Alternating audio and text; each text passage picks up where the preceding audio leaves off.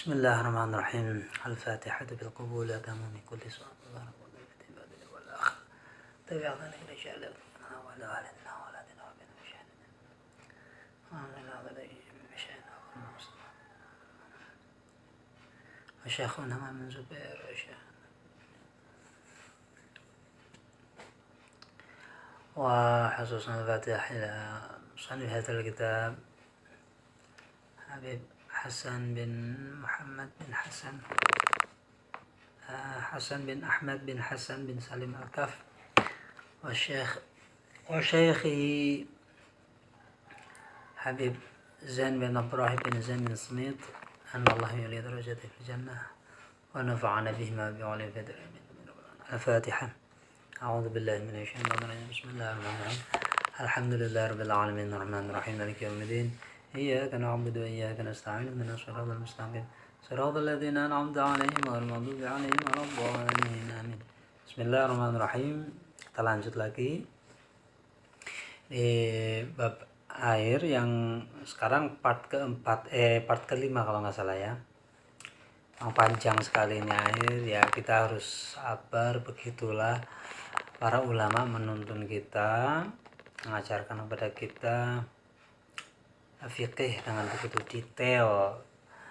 Tentunya kedetailan fikih ini dengan banyak sekali pengandaian daripada ulama. Namun perlu dicatat bahwa pengandaian para ulama ini sangat berdasar kepada prinsip-prinsip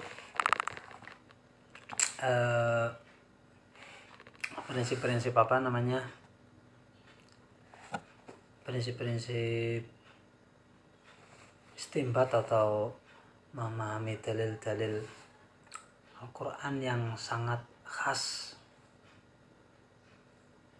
dan disepakati secara konsensus oleh ulama seluruh dunia dari generasi ke generasi. Hanya meskipun fikih ini penuh sekali dengan pengandaian, namun demikian pengandaian itu ada nilai tradisi yang ya bisa jadi itu bisa dikatakan itu ada sakralitas itu di dalamnya gitu, ya. Tapi bukan doktrinal, bukan beliau para ulama ini tetap terbuka, orangnya terbuka, tidak jumud. Beliau juga tidak eksklusif, terbuka, open minded gitu ya. Dan itu memang kunci untuk menjadi orang pintar itu kan gitu ya, terbuka, karena siap mendapatkan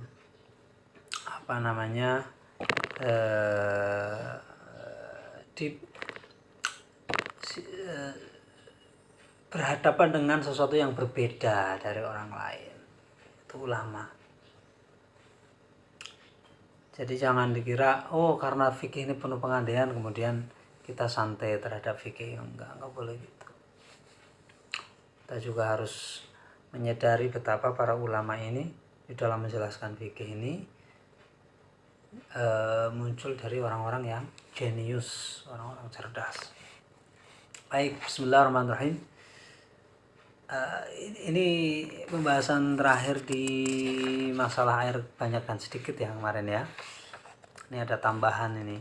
Masailu fil ma'. Nah, ini berbentuk pertanyaan-pertanyaan ya. Masalah yang pertama. Lana ghuslun wajibun awdun wajibun wa ma'uhuma ghairu musta'malin ma suratu dzalika. Jadi punya mandi wajib, punya wudhu wajib nih. Tapi air yang dipakai untuk mandi dan wudhu ini kok tidak menjadi mustakmal? Bagaimana? Kok bisa? Kan kemarin prinsip yang paling penting dalam mustakmal itu kan air dipakai untuk basuhan wajib, maka pasti langsung menjadi mustakmal. Karena mustakmal sendiri ciri-cirinya 4 kan. Yang pertama dipakai untuk anggota yang wajib. Yang kedua masih berada di anggota yang dibasuh. Terus yang ketiga airnya sedikit, dan yang keempat tidak niat istighraf atau tidak niat disentuh dengan tangan yang sudah ada air mustakmalnya, tapi nyentuhnya itu niat menciduk. 4 itu lah yang paling penting kan, dipakai untuk bersuci anggota wajib. Lah ini wajib, terus kenapa airnya tetap tidak mustakmal? Nah, maka gambarannya seperti ini. Suratuhu idza nadhara ghuslan masnunan qasil jumu'ati aw tajdidil wudu'i fahuma fardani wa ma'uhuma ghairu musta'malin lanahuma lam yarfa'al hadatha wujubuhuma 'aridun wal 'ibratu bil asli. Itu apabila ada seseorang yang nazar, kalau saya hari ini dapat bayaran hutang dari si Zaid, senangannya Zaid ya, kayak nahu, maka saya nazar akan mandi sunnah Jumat. Atau saya meskipun belum batal, saya akan wudhu lagi untuk melakukan sholat Jumat. Nah, maka mandi dan wudhu ini wajib hukumnya. Kenapa wajib? Karena nazar. Tapi pada dasarnya mandi dan wudhu yang tadi itu dua-duanya sunnah, sehingga air tersebut tidak menjadi musta'mal, ya. Tidak menjadi musta'mal karena hukum asalnya adalah sunnah. Yang kedua, lana ma'un mutanajjizun fi awanin muta'addidatin jama'naha fi inain wahidin wa huwa hadzal ma'. Ada air najis banyak sekali tapi dipisah dalam berbentuk sedikit, misalnya di gayung. Misalnya ada 1000 gayung. 1000 itu sudah ada 2 kulah belum ya? Insya Allah sudah ada ya. Misalnya gayung yang ukuran sekitar 2 atau 3 liter lah, sudah ada otomatis ya. Ada 1000 gayung, tapi airnya najis nih, airnya najis kan. Jadi ada air najis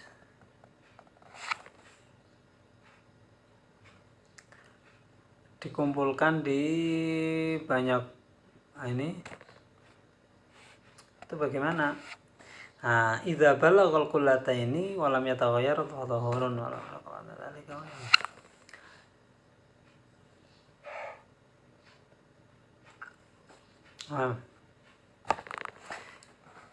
Air najis atau air terkena najis, kemudian ada 1000 gayung.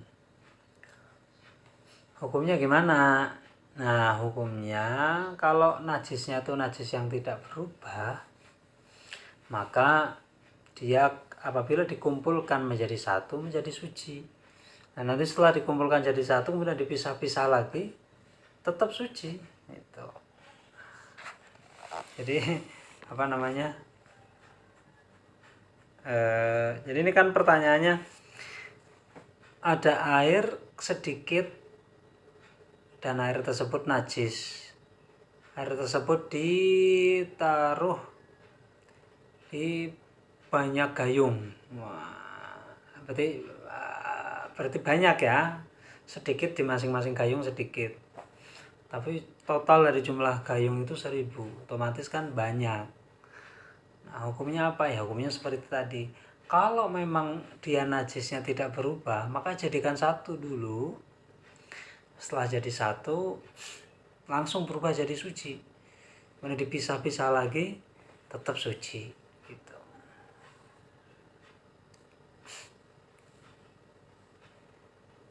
Tapi kalau nggak dikumpulkan dulu ya nggak bakal bisa jadi suci. ma suratu ma'in balagha mi'ata qullatin walakinahu najisun ma'anahu lam yataghayyar. Ini ada masalah pertanyaan. Bagaimana bentuk atau mekanisme air banyak sekali, ada 100 kula.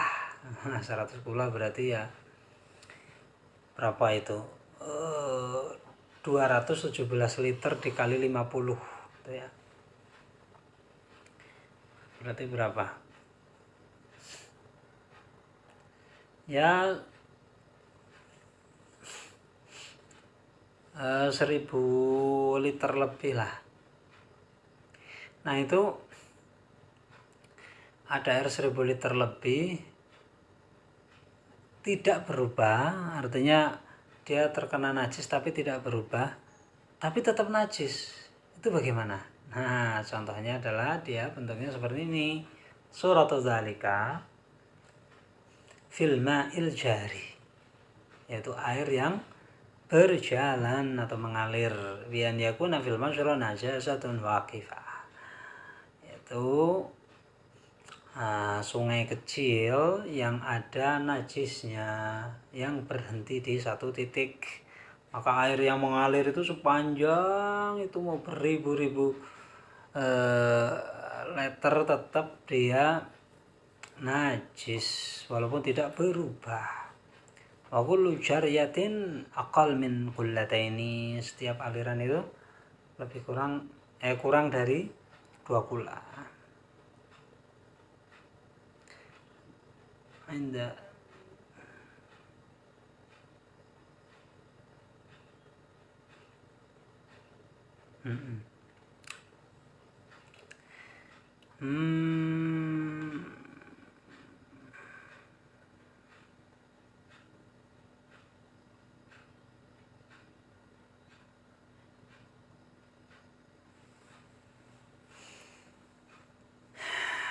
jadi di mana satu titik alirannya itu kurang dari 2 kula jiriyah, itu tuf'ah ma baina hafatay an-nahr ay ma yartafi'u minhu 'inda tamawwushihi tahqiqan atau takhdiran talibatan lima amamaha haribatan mimma wara'aha. Ketika dibikin ombak itu plek itu apa ya,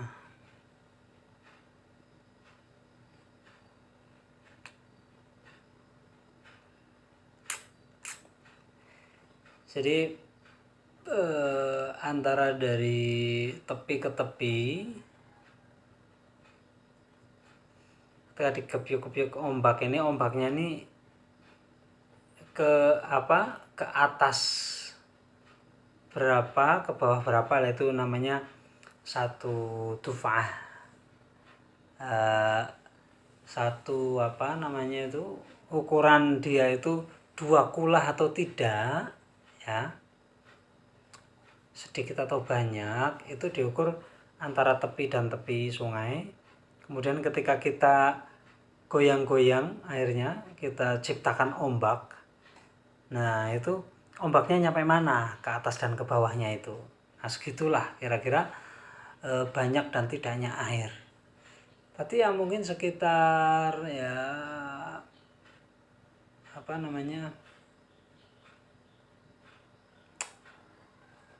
sekitar berapa, setengah meter. Ini harus praktek ini, kalau nggak praktek nggak bisa kira-kira ya. Tapi di sini tahqiqan atau takdiran lah, pakai kira-kira nggak apa-apa, pakai. Ya begitu prinsipnya dalam fikih, banyak sekali yang sifatnya dhann ya.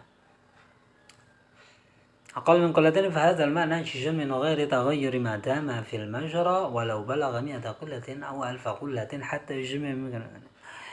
Jadi berapa ribu liter pun air itu tetap najis karena memang sedikit airnya meskipun tidak berubah.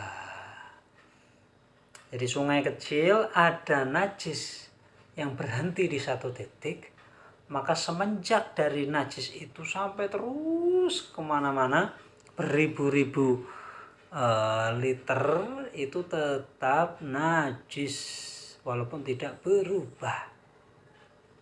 Kapan menjadi suci? Menjadi suci ketika terkumpul dalam satu tempat yang agak luas atau dalam, atau pokoknya sudah 2 kulah ke atas langsung menjadi suci, begitu ya. Yang ketiga. Sekarang yang 4, ma suratu ma'aini yasihhu tatahhur bihima infiradan la ijtima'an. Ada 2 air yang boleh dipakai bersuci kalau dipisah. Kalau digabung jadi nggak sah. Itu gimana? Nah ini makanya, tapi dengan persoalan-persoalan yang ada di fikih ini kita menjadi semakin paham prinsip-prinsip dalam mempraktekkan fikih itu ya. Prinsip-prinsip treatment terhadap air ini semakin paham. Bagaimana air, ada 2 air. Kalau dipakai sendiri-sendiri sah, tapi kalau dipakai bersamaan digabung malah tidak sah. Nah, suratu dzalika idza turiha ma'un tahurun mutaghayyirun bima fi maqarrihi aw mamarrihi qatuhlubin ala ma'in tahurin ghairi mutaghayyirin fataghayyar bihi hatta salaba asmal ma'i anhu fala yajuzu tatahhuru bihi lianna hadha taghayyura yastaghni al-ma'u anhu. Yaitu apabila ada air suci dan mensucikan, satu air tersebut itu berubah karena adanya sesuatu yang ghairu mustaghnin anhu, yaitu mau nggak mau itu ada di situ karena itu yang dilewati air atau yang ditempati oleh air. Misalnya kayak lumut, lumpur, atau daun-daunan pohon yang berjatuhan ke situ di kolam itu, kemudian warnanya berubah atau baunya berubah, ya kan? Ini boleh untuk bersuci ya, boleh untuk berwudu. Air berubah nih, tapi berubahnya dari sesuatu yang mau nggak mau dia berubah. Jadi ghairu mustaghnin anhu itu maksudnya gitu, mau nggak mau dia harus berubah, yaitu keniscayaan, itu seperti lumpur, daun busuk dan lain sebagainya. Oke. Yang satu air normal, dia berada di baknya bak plastik, tidak berubah, murni, bening. Nah, kalau Anda memakai air yang satunya tadi sudah berubah dengan lumpur dan lain-lain, sah wudu dengan itu. Anda berwudu dengan air yang ada di bak ini, sah. Nah, dia murni dan bersih.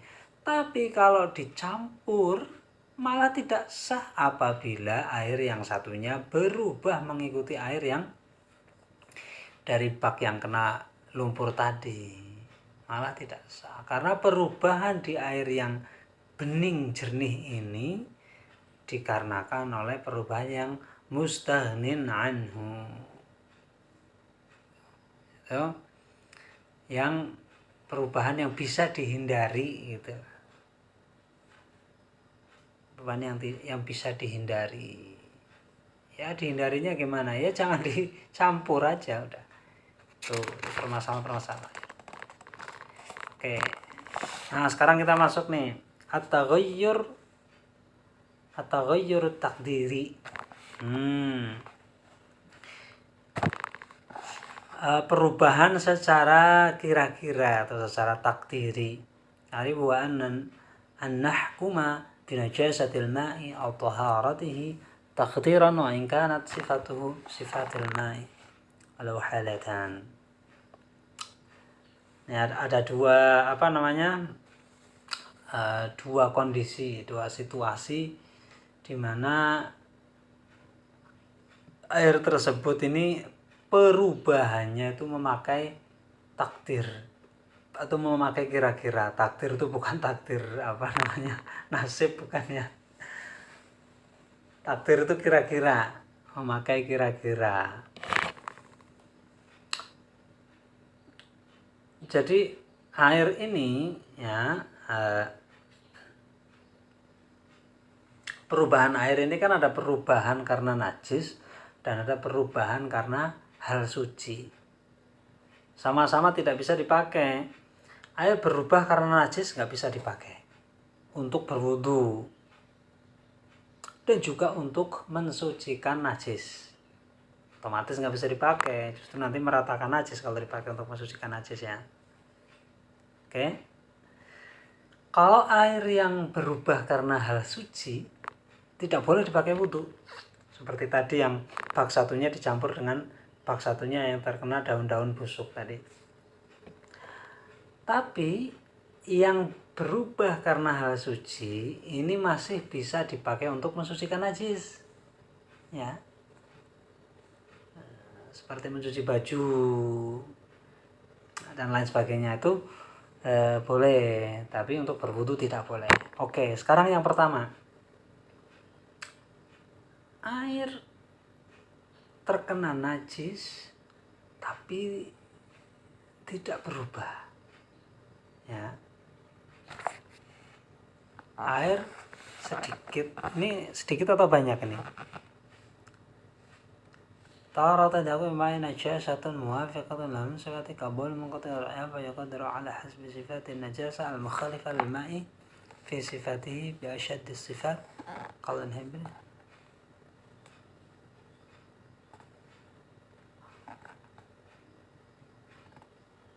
Kalau ini airnya banyak, air banyak terkena najis, itu kan syaratnya tidak bisa dipakai atau airnya dianggap najis atau mutanajis, itu kan berubah. Ya masalah ini nggak berubah nih, nggak berubah, terus gimana? Ntar dulu, lihat dulu. Standarnya kalau nggak berubah ya dia sudah nggak najis. Tapi yang jadi masalah air banyak ini dimasuki najis yang najisnya itu sifatnya sama. Contoh, artinya sifat sama najis tersebut, cairan tersebut tuh dengan air ini benar-benar mirip. Contoh, ada pipis air kencing. Air kencing tersebut mungkin ditaruh di ember selama 1 tahun misalnya. Terus dia air tersebut masih ada dan sudah tidak ada air tersebut sudah tidak ada bau kencingnya, warnanya pokoknya sudah berubah benar-benar persis seperti air tawar gitu. Tapi kan air tersebut tetap dihukumi najis karena dia memang pipis ya. Nah, kalau air tersebut dituangkan ke air yang banyak tadi 2 kula, itu hukumnya bagaimana? Nyatanya tidak berubah. Nyatanya tidak berubah. Nah, maka kan ya tidak berubah ini kan karena sedari awal memang air pipisnya yang mau dituangkan juga sudah tidak bau pipis lagi, sudah tidak warna pipis lagi. Otomatis meskipun airnya sedikit pun tetap tidak berubah. Apalagi ini banyak. Nah, maka tetap dikira-kira. Nah, cara mengira-kiranya gimana? Cara mengira-kiranya dicoba air pipis tersebut itu anggaplah sebagai tinta gitu. Kalau dari segi warna, kira-kira kalau tinta seukuran itu dituangkan ke air itu rubah nggak? Kalau rubah berarti najis, meskipun tidak berubah nyatanya. Atau misalnya cahaya pipis tersebut itu anggap saja itu parfum. Kira-kira kalau itu dituangkan ke situ airnya rubah enggak? Kalau berubah baunya otomatis dianggap robah. Atau air tersebut misalnya anggap saja cuka yang di bakso itu ya, robah enggak baunya? Rasanya ya. Kalau cuka rasa, kalau bau itu parfum itu, atau warnanya warna tinta. Nah, tapi itu semua dengan kira-kira, nggak harus dicoba dulu sini. Kira-kira robah nggak? Nah, kalau kira-kira tidak robah maka dianggap air tersebut tidak robah sehingga dipakai wudu boleh. Tapi kalau kira-kira robah maka tidak boleh dipakai berwudu. Ini yang pertama. Terus yang kedua, air suci dicampur dengan air yang suci atau cairan suci yang lainnya. Tapi air tersebut sudah karakternya, sifatnya sama dengan air yang akan dicampurinya. Yang mau dicampurkan dengan yang mau dicampuri itu sama seperti tadi. Yang mau dicampurkan dengan yang dicampuri sama. Yang mau dicampurkan pipis tadi ya, kasus pertama. Yang mau dicampuri air kolam. Pipis dengan kolam ini sama sifatnya. Begitu juga yang kedua. Cuman kalau yang pertama tadi itu antara najis dengan tidak najis. Kalau yang kedua ini antara tidak najis dengan tidak najis. Contoh, mau masukkan air mawar. Nah, air mawar ini kan wangi nih. Tapi dia wanginya udah hilang air mawar. Mungkin karena ditaruh di tempat dalam kurun waktu yang lama. Sehingga dia berubah kewangiannya. Dan mau dicampurkan kepada air yang masih normal. Air yang bening tadi. Karena sudah sama sifatnya, otomatis kan nggak mungkin berubah. Baik banyak maupun sedikit. Nah, ya kan? Au mustamalin atau air mustakmal. Nah, air sedikit ditaruh air mustakmal. Maka dikira-kira. Air yang dicampurkan itu dikira-kira. Tuh.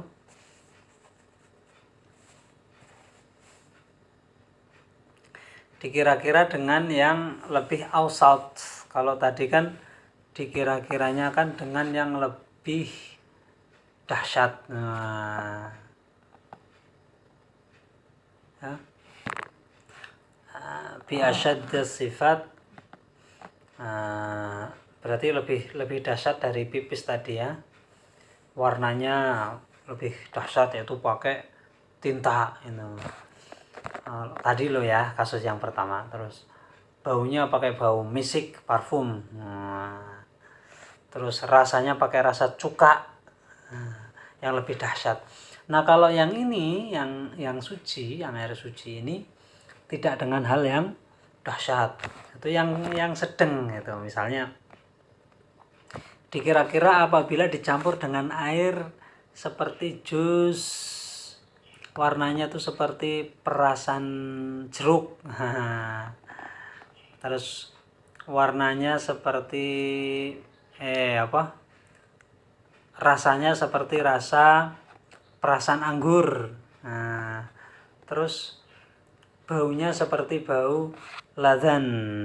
Ladzan itu liban zakar, susu zakar. Itu adanya di pegunungan di daerah Arab sana, daerah Tandus yang di bebatuan gunung itu ada bentuknya putih seperti itu. Katanya mengapa orang Arab itu daya ingatannya kuat karena itu mengkonsumsi itu. Insya Allah nanti anak saya suruh belajar di Arab biar sering makan itu biar ingatannya kuat ya, memorinya kuat. Semoga. Nah itu laban zakar. Jadi baunya dengan bau warnanya dengan warna perasan jeruk, rasanya dengan rasa perasan anggur, baunya dengan bau liban zakar. Liban zakar yaitu yang putih-putih itu. Ya baunya seperti khas adonan kue apa ya kalau nggak salah, saya pernah dulu. Fa in taghayyara biswatin minha fanahu bi anna al-ma'a tahirun wa laysa tahuran. Kalau dikira-kira pakai itu kok berubah, ini juga pakai kira-kira, nggak perlu dicoba begitu. Kalau dicoba kan perubahan air tersebut ngefek ke ketika akan kita pakai. Kalau kira-kira robah, maka dia suci tidak mensucikan. Dan pengkira-kiraan ini berlaku untuk air yang sedikit maupun banyak. Beda dengan yang tadi. Kalau di masalah najis tadi hanya di air yang banyak, tapi kalau ini khusus di air ini bisa di air sedikit dan air banyak. Dan kesemuanya ini hukumnya sunnah. Hukumnya sunnah, melakukan pengkira-kiraan ini hukumnya sunnah. Jadi falau hajama 'alal ma'i bidun ijtihadin sahhat taharatuhu. Kalau kita terjang saja tanpa memakai kira-kira ya sah gitulah. Sah wudunya. Ya, itu hanya sunnah. Ya begitu, kalau kita semakin hati-hati di dalam beragama, itu insya Allah semakin banyak kesunahan yang kita lakukan. Asal jangan ekstrim, jangan memaksakan diri, karena yang sunnah itu sunnah yang wajib-wajib. Makanya usahakan ketika Anda melakukan sunnah, ya pertimbangannya sunnah itu dilakukan secara pribadi, jangan ngajak-ngajak orang, apalagi sifatnya memaksa, karena nanti bisa jadi sunnah tersebut seolah-olah menjadi wajib, dan itu tidak boleh sama sekali. Makanya usahakan ketika melakukan sunnah-sunnah itu sendiri. Kalau Anda ingin memberikan contoh kepada yang lain, ya memberikan contoh saja, nggak usah memaksakan orang lain, nanti otomatis menjadi dosa. Ya begitulah prinsip-prinsip kita beramal di dalam fikih. Misalnya Anda senang baca surat Al-Baqarah, waktu Anda menjadi imam, ngimami baca Al-Baqarah, itu nggak boleh. Dan lain-lain, pokoknya kesunahan-kesunahan itu usahakan dilakukan sendiri. Mengajak orang lain bagus, mengajak kesunahan, tapi jangan ada penekanan gitu ya. Jangan ada penekanan. Paling enggak mengajak kesunahan kepada orang lain dengan cara seperti ini, membacakan kesunahan-kesunahan supaya tertarik untuk melakukan gitu. Wallahu a'lam.